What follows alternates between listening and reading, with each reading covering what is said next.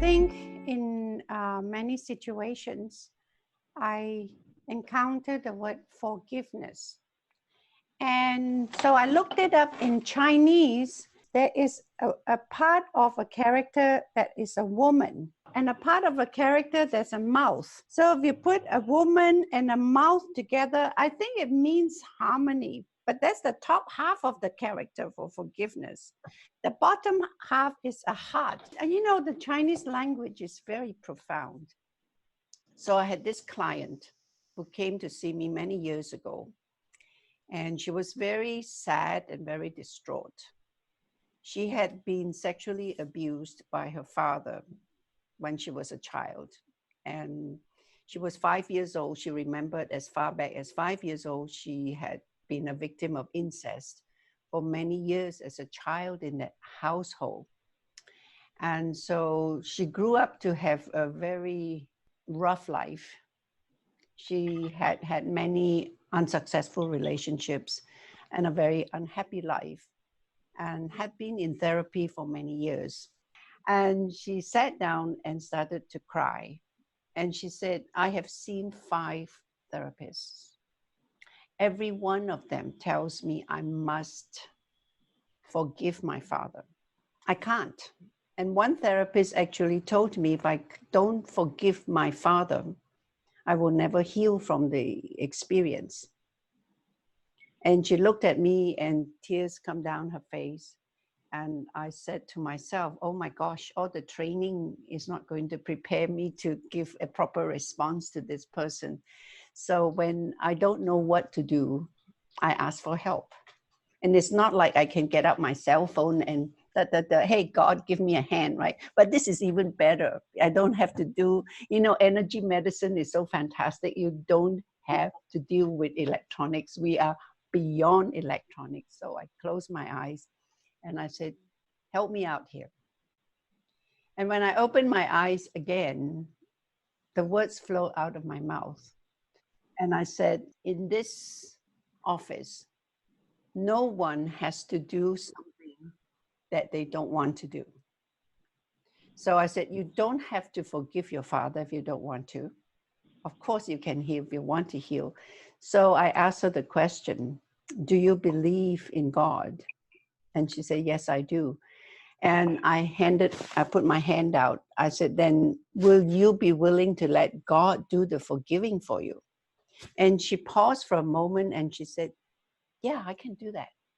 So I said, give it here.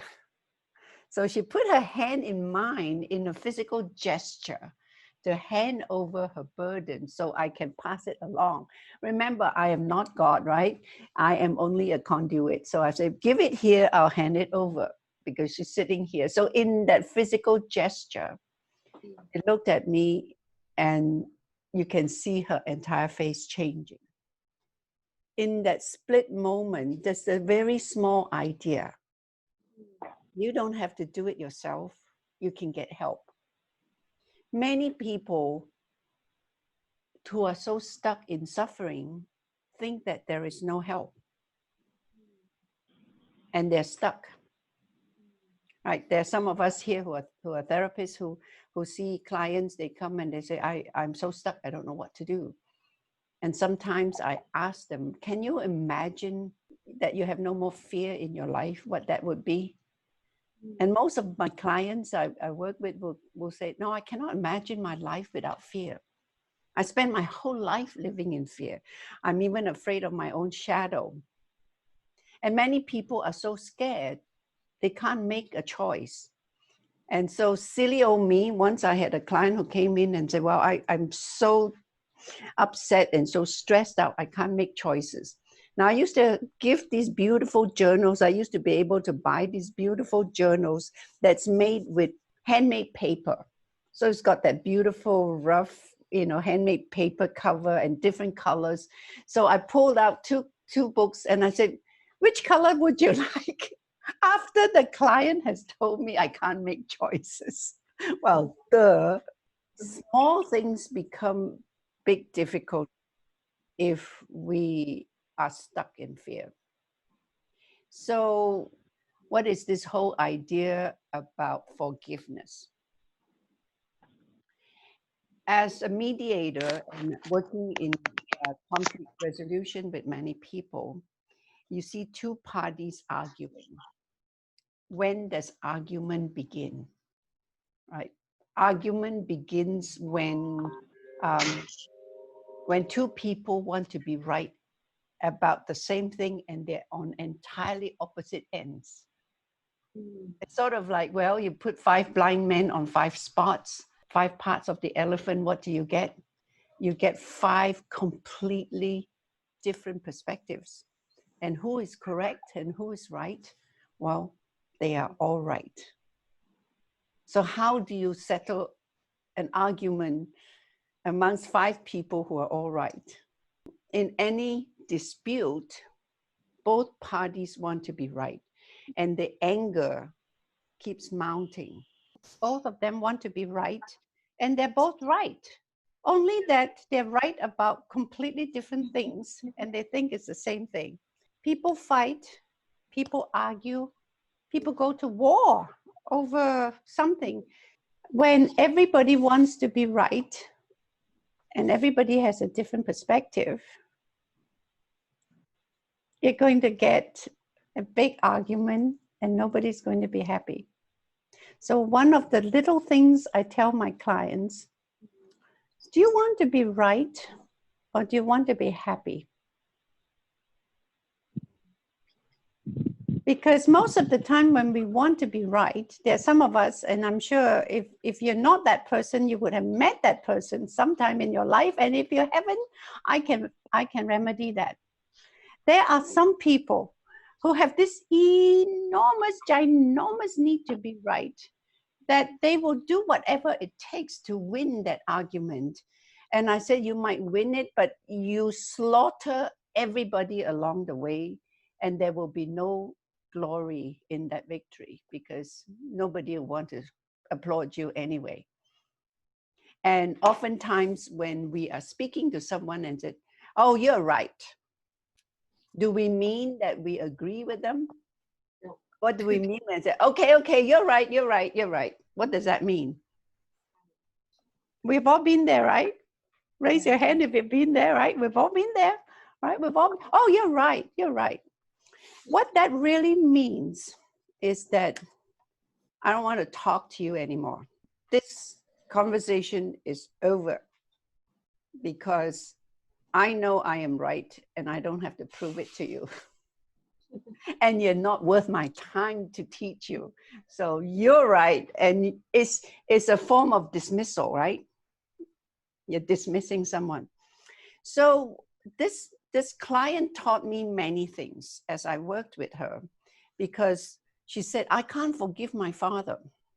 And so because she can't forgive her father for all the heinous things he'd done to her, she said, I was 5 years old. I was a child. He's my father. He's supposed to protect me.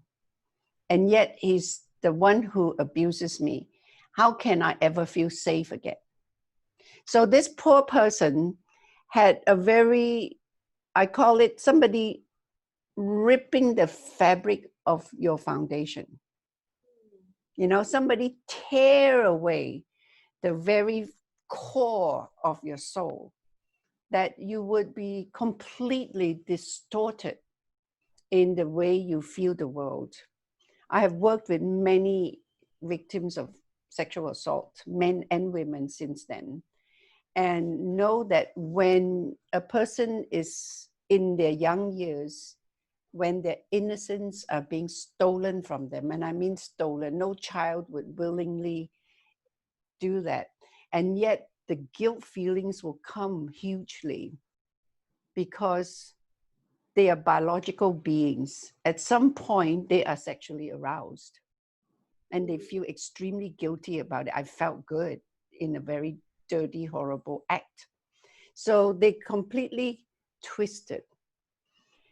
So in many times in our lives, we get in situations where we've been hurt, where we've been done wrong to, and we get very angry. We can't forgive that You know, I gave him 20 years of my life in that marriage, and it's been a horrible 20 years if you say that. People come out of divorce and they are angry. How do we do forgiveness? I even had a client who subsequently, since a bad childhood, had 5 abusive husbands, and it didn't work. She said, I practically spend most of my paycheck on therapists. I work for my therapist. I've been in therapy my entire life, and it's no fun. And so this particular individual ended up gaining a lot of weight because it's her subconscious mind in building an armor of fat to protect herself. So she came to me for weight loss. And through working with her over 3 months, she lost 50 pounds. And her goal was to lose 50 pounds. So in our exit interview, I said, well, what did you learn in losing the 50 pounds? What did you lose? Well, she said, all my life, I've been in therapy as far back as I can remember. Every therapist tells me I have to forgive. But there is not one person until I met you who taught me how to do forgiveness. Forgiveness is not a concept. Saying I forgive is not enough. So many people say, oh, say, I forgive him, so I forgive him. So what? You still feel as lousy as before you said, I forgive him. What do you want to do on Father's Day? If you thought of, these are 3 things I want to do to honor my father, if your father wasn't that person who abused you, sometimes I ask if they would pray, because I think if you don't have a spiritual belief, it's going to cost you more money, because it's going to take me a lot more time to work out, to help you heal, because only God can heal, in my opinion. And God is in a very universal sense. We are only humans. She was Christian, and I asked her if she would like to just say the Lord's Prayer. She says, I can't do that. And that's when it came up. I can't say Our Father because it's my own father here who abused me. I can't address God as Father. So I just thought it's interesting that if we address a higher power as a parent, it better be your parents were good to you. Otherwise, it's going to be a huge outweigh struggle. So now I started looking at the word forgiveness. People want forgiveness because somehow we misunderstand that if someone inflict pain or hurt to you, if you hurt them back, you will feel better. If I don't forgive you, that means I'm going to hold you accountable and you're going to do this and this. I'm going to see you suffer as you have made me suffer. Isn't that the model? I can't forgive you because you made me suffer. Therefore, I'm going to make you pay for it. And so they spend a lot of their time and energy plotting.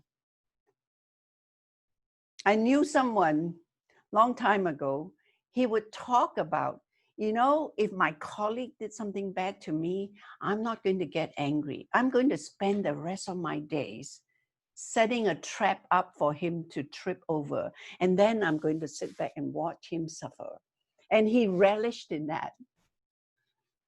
And I thought, wow, this is amazing. If you look in the dictionary in different cultures, the notion of forgiveness. That we forgive for our own peace, for release. Okay. Forgiveness is very much like you have to let it go. Let go of something that could make you feel much more peaceful in the terms of your own heart and mind. And this is one thing, yeah. All right. I think of it as releasing the weight of whatever the incident or issue or was. All right. For me, forgiveness is letting go of the anger, the concern, and while you still recognize the issue, you try to adjust your attitude towards that individual in a way, and I always say, in 100 years, will this make a difference? Oh, that's a good one. In 100 years, will it make a difference? So it seems like there's an idea when we cannot forgive, you're hanging on to something that becomes a burden. For this person, she hung on to the abuse. She hung on to the hurt. She hung on to the trauma. So every time the name of her abuser comes up, it all comes back. In our world, we call it an apt reaction, right? You just have to say something that reminds you of the incident, and all the emotions come right back, which means that you suffer the one incident the rest of your life, over and over and over. It's very interesting. In the Chinese word, there's a woman here. For me, I like to use the female pronoun because the he is in the word she. I see this female thing as people. There is a mouth.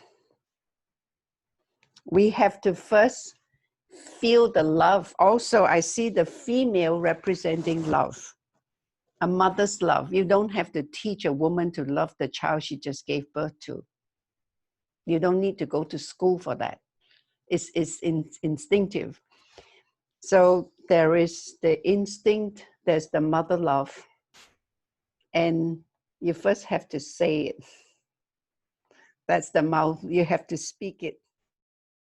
The Chinese word for heart means more than the little thing that pumps blood in your body.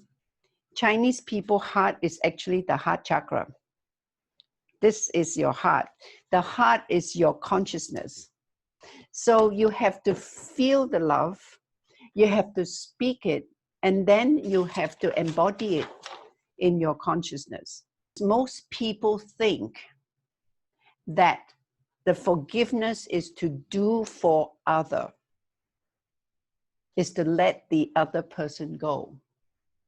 That's a good start. And people, like this woman said, I have to forgive him.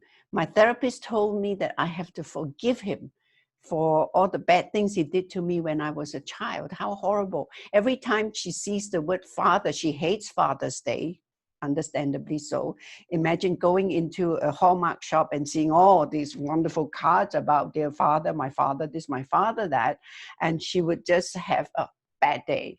So she carried this burden of the abuse all of her life. And sometimes people think, if I just put my father in a blender and turn on the switch, my life will be so much better. Horrible image, right?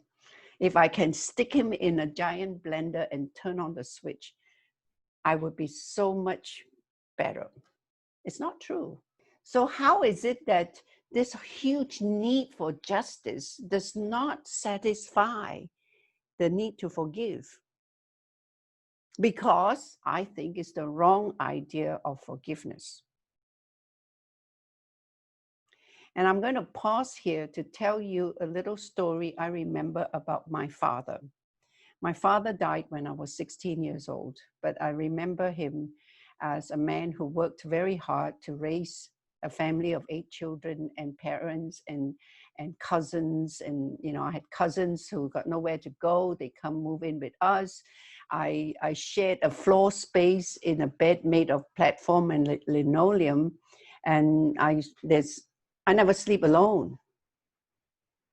There's always bodies hanging around me because I had a room I shared with my 2 sisters and my aunt who lived with us after her husband died. She had nowhere to go, so my parents took her in, and she and her children moved in with us, and she slept with us. And so we're all in a communal space. I think my bedroom is no more than 10 by 8. So I'm always used to sharing space with people. And my father had a machine shop at the back of the house. And he made these copper pipe fittings for pipes. So they do copper casting in the back of the house. He had a furnace, they melt copper, and then they pour them into molds, and they set them in the sand to cool, and then they take them off the next day, and you have these beautiful copper couplings for plumbing. So my dad would do that, and of course the copper would spill on the sand, and then when it dries, they want to save it up because copper is very expensive. So he had a worker who would volunteer to stay late and work late. And many of the workers, they don't have plumbing at home, and we had plumbing. So we let them, you know, wash and take a bath, take a shower at our house, and then they go home. This guy had a bicycle. What he would do, this guy, is before he goes take a shower, he would put all the copper droppings in a bag because you can sell them. Throw it over the back of the roof, which was low. Then he'll take a shower. When he's done, he will go out the front door, ride his bicycle around the back of the house, and take the bag of copper. So every night he would steal something. So my dad noticed that the numbers don't balance, that someone is stealing copper from him. And so he realized it was this worker. So one night when the man had put the bag on the roof and he'd gone to take a shower, my dad went there, took the bag down and filled it with copper. More. He had half a bag. My dad gave him a full bag, throw it back on the roof. So when he went to pick up the bag, it was obviously a lot heavier. And he realized that he's been outed. So he came back to the house and he got on his knees and begged my father for forgiveness. Because if he lost his job, then his family will not have food. So he, you know, Chinese people, when we ask for forgiveness, is very typical. We get on our knees. So here's this guy begging for his job. Now, typically, if you're a boss and your employee steals from you, it would be quite natural to be angry and upset and feeling betrayed. My father was a very unusual person. Instead, he asked the man to come up from his knees and he said, "Please don't do that. I am the one who should ask you for forgiveness," my father said. And the worker was very surprised. He said, "I need your forgiveness for your not trusting me to come to me for help. Obviously, you're not making enough money to support your family." He said, take the bag and come back to work tomorrow. And we'll talk about adjusting your paycheck. That is a very small shift, but a very big shift. Now, if my dad did the usual thing, "You're fired, you're a thief, out, I don't ever want to see you again," guess what would happen? You've ruined a man and his livelihood, and he'll be angry at you. He might do bad things to you down the road. Instead, that small gesture of who are we going to forgive? Who needs the forgiveness, the boss or the thief? By switching it around, my dad earned himself a loyal worker for the rest of his life. That man would take a bullet for him. He never stole again. He worked hard and he earned a living and everybody was happy. Now I thought about that. Wow. So it's very interesting. Since next week is Father's Day, we might want to take a moment. What is one small thing that you remember of your father that you find have made a big difference in your life? I remember that story and I realized forgiveness is not about forgiving the other person. Forgiveness is about forgiving yourself for carrying the burden, for not letting it go, for letting it hurt you over and over and over again. It is over and it came to pass, whatever it was. why would you want to carry it the rest of your life? So to let go is not to let the other person go. It's more to let yourself off the hook of carrying this burden for the rest of your life. Because it doesn't matter if you let the person go or not, if you don't let yourself go. And you can't change the other person, right? He is what he is. But you can change how you look at the other person. You know, how many times have we let ourselves suffer over something that's come to pass and there's not a darn thing we can do about it? And every time somebody reminds you of it, you hurt over and over and over again. You don't need enemies. You're good. You're just an expert in beating yourself up, right? Every time something triggers you, you would just, get the whip out and do a little self-flagellation. But to really forgive is to not need vindication. It's done. To let yourself free from the prison of suffering. I was listening to a lecture recently by a Buddhist monk, and he was translating the Heart Sutra. It was written in Pali and then in Sanskrit. And he took 15 minutes to explain the title. And I listened to it 3 times, just that section, because he did it in Cantonese.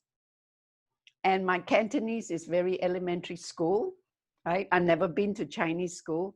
And so this monk is talking in scholastic Chinese, Cantonese language words I can recognize, but I could never conjure up on my own because I don't have the vocabulary base. And he talked about the notion of Prajna. The word Prajna was translated in Chinese to talk about I call it divine consciousness.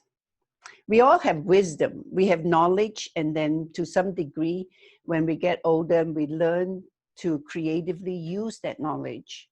One of my teachers, Gil Boyne, told me that wisdom is the creative use of knowledge. And this Buddhist monk also talked about you can have all the knowledge in the world, but if you don't apply it, you will never realize what wisdom is. And we all have that inner wisdom, but it's clouded like smoke over a mirror. It's all clouded and we don't see it. And it's clouded with all these mundane things like, you hurt me, I hurt you back. What a waste of energy. Whoever has been hurt is gone. Why do you want to suffer it over and over again? And even if I chop your head off, it's not going to make me feel better. It's not going to bring back the person you have destroyed. So move on. This whole idea of woman, mouth, and heart. This is my interpretation. I said, wow. In order to let go, you must first love yourself. That woman to me symbolized mother's love is unconditional. You know, sometimes you see a baby born so deformed that they have a saying, only a mother can love. Because a mother can see beyond the obvious and love the child, because mother's love is profound. Father's love is great. It's not the same. If you've ever born a child, you know that connection. I think that comes close to Prajna. That knowledge of this unconditional divine love is special. I used to say, you know, when I had my first child, I saw this group of gynecologists. They're all men. One of the partners, he was a very arrogant doctor. He comes to examine me as if I was a machine on the table. And I would ask him questions, and I said, what about these scars? Is there anything I can do about the stretch marks? And he looked at me with absolutely no sympathy. He said, deal with it. It's called battle scars. If you don't want scars, you shouldn't have been pregnant. I fired him on the spot. I went to the receptionist and I said, put it in my chart. I don't want this man to come 10 feet near me ever again. Done. I'll deliver the baby myself if my other doctor is not there. I will not see this person again. He's so horrible. And so I said, well, I said, you might be an OBGYN. You will never know what it's like to have a child.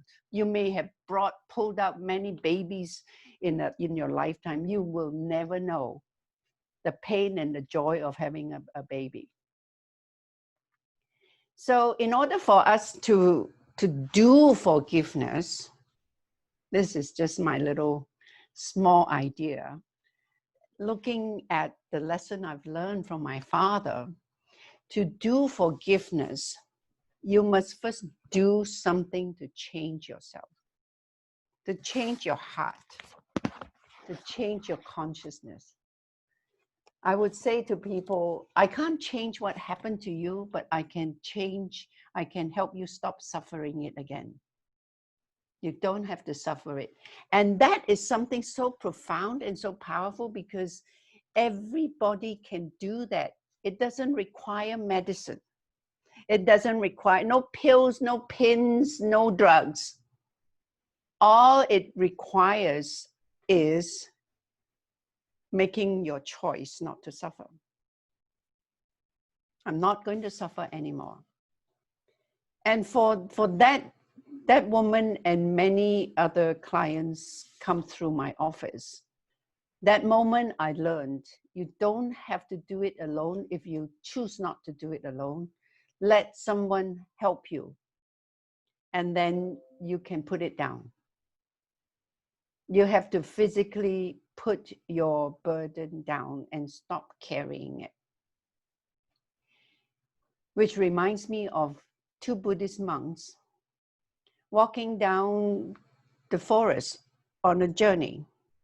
And they came upon a river, and there at the riverbank was a beautiful woman who wants to cross the river but doesn't know how to. She couldn't swim. And so one of the monks stepped forward and said, "Lady, I will carry you across the river." So he picked up this woman and walked across the river with his buddy, the other monk, and laid her down on the other bank, and the 2 monks carried on. And an hour later, his friend said, "I wonder how that woman is doing." And this monk said, "You know, I put her down 2 hours ago. Why are you still carrying her?" Our minds are the most powerful things. Happiness is a choice. Forgiveness is a choice. Anger is a choice. Jealousy is a choice. Hurtfulness is a choice. Hatefulness is a choice. Peace is a choice.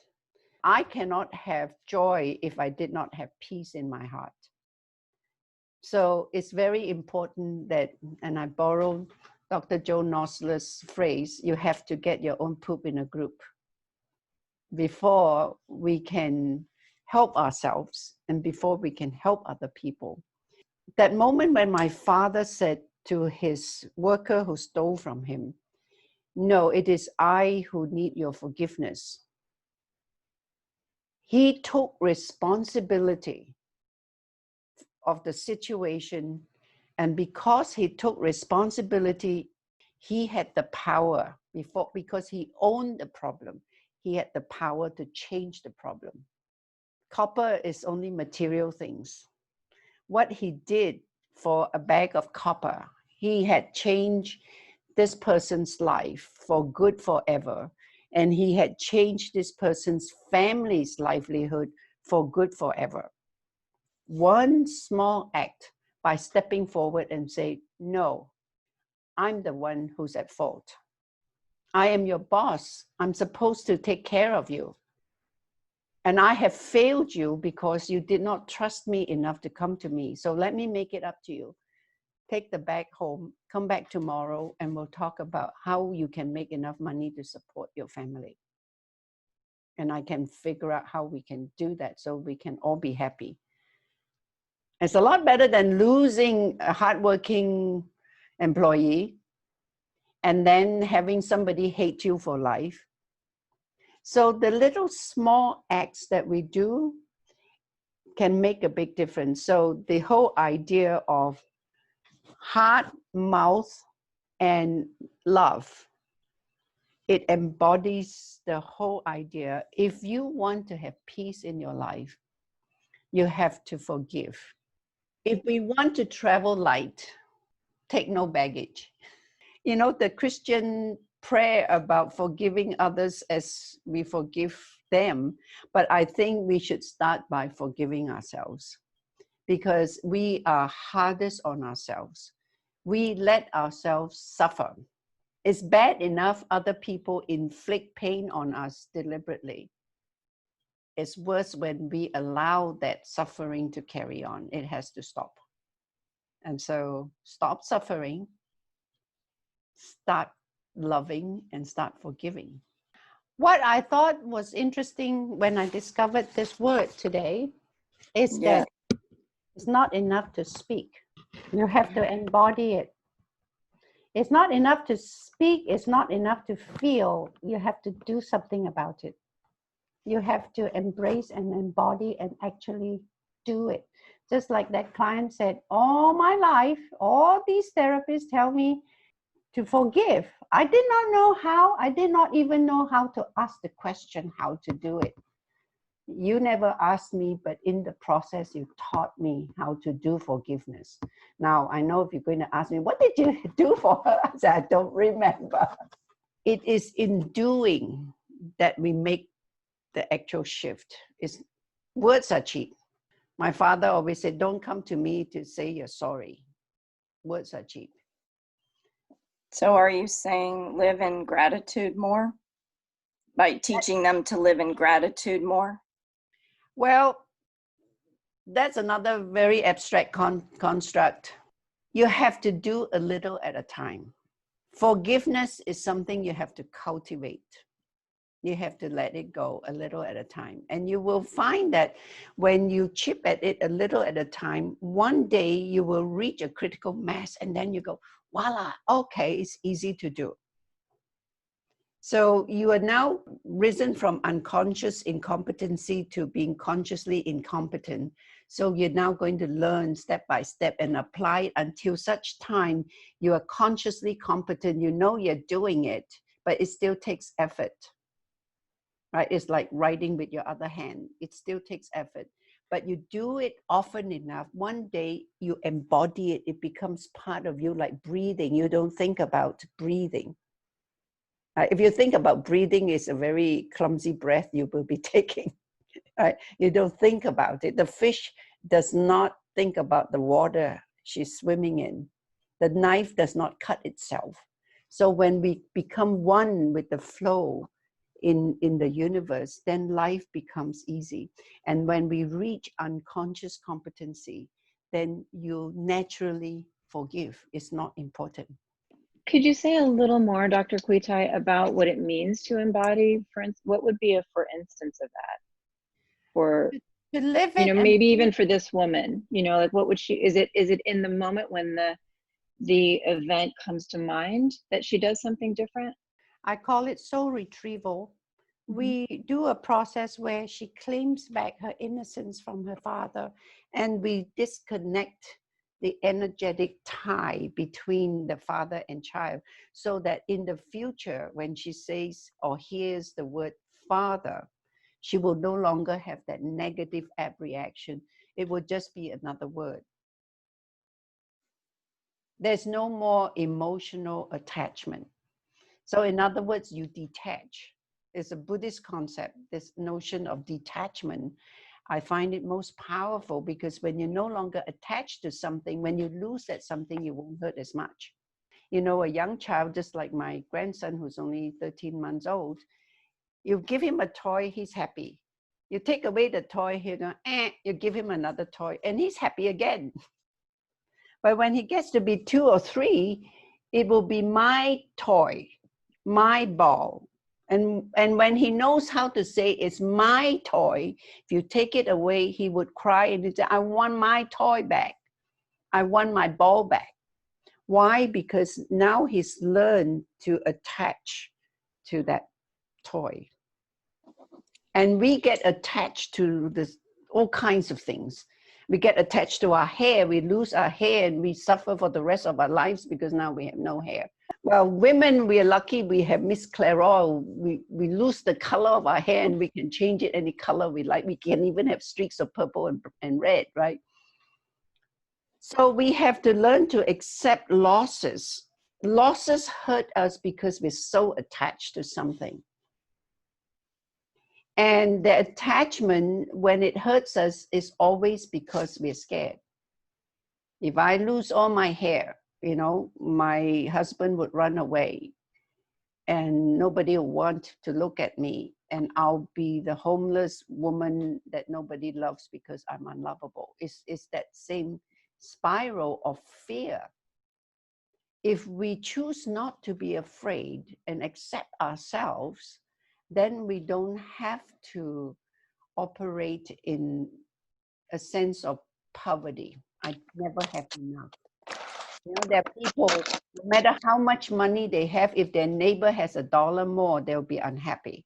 Because life is always a competition and they always have to be right and they always have to win. And that goes for a lot of people. If you're making a point, they'll tell you, I have researched this, I've got 10 sources to justify that I'm right. I said, okay, you're right. I walk away and you lose a friend. So who wins? Right? You may win the argument, but lose the war. So we have to look at how important is it for us to be right. And as I said before, I wasn't born this way. I learned by making a lot of mistakes, and I learned because of the generosity of my many illustrious teachers who take the time to teach me. So I'm just sharing little bits of what I've learned. Hopefully it will help you in some small or big way. It would be so wonderful if after today's chat in your home, sit down and write down one thing you want to forgive yourself for. And I know Melanie said, would gratitude help? Yes, because you can only feel one feeling at any given time.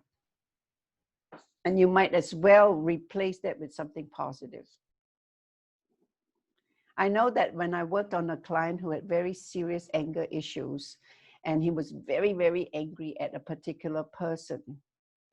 At the end of the process working with me, that person had cancer and had some serious issues. He actually turned around and wanted to go out of his way to help this person. When in the beginning of the process, he wants to put her in the blender and turn on the switch. So I told him, I said, what did you just say? Well, I want to go and do this. I said, to the same person? And he goes, yes. I said, you're not angry at her anymore? And he said, no. The emotional energy is energy. You can't destroy nor create it. So when you use that same energy and you are aware and you recognize that it is detrimental to you or to other people, you make that conscious effort to turn it around. I am choosing to be grateful rather than engaging in hurt or fear or anger or, you know, needing to take vengeance is anger. You hurt me, therefore I have to hurt you back. But I can tell you at the end of the day, it's not going to make you feel one lick better before you hurt that person. Other people might dispute, but really if you ask the people who do harm to others, at the end of the day, they are not happy people. Happiness is when life is easy. Don't you want your life to be easy, no stress, where you can be relaxed most of the time? And when you can wake up in the morning with a smile on your face and a song in your heart, whatever name or person comes into your consciousness, you smile. that just smile, that act of stretching your face muscles make a huge difference to the rest of your day. Try it. You may be amazed. Join us with this energy. So I want to leave everybody with a very quick meditation of love. Close your eyes and take a deep breath and breathe in all the love in the universe, and imagine a ray of light coming from heaven, touching you on the top of your head, and treat yourself to a positive chi shower. Feel this light infuse your head and fill up every cell and muscle, pushing out all doubts and fears and any negative emotions that have no place in your consciousness. For you are a peaceful, joyful, happy individual because you want to be, because you choose to be, and because you can be. Happiness is a choice. Now breathe in happiness, breathe in peace, and breathe out all the stresses that you've carried. There is no need for fear. There's no room for fear. Take a deep breath and put a smile on your face and feel good all over. Gently open your eyes.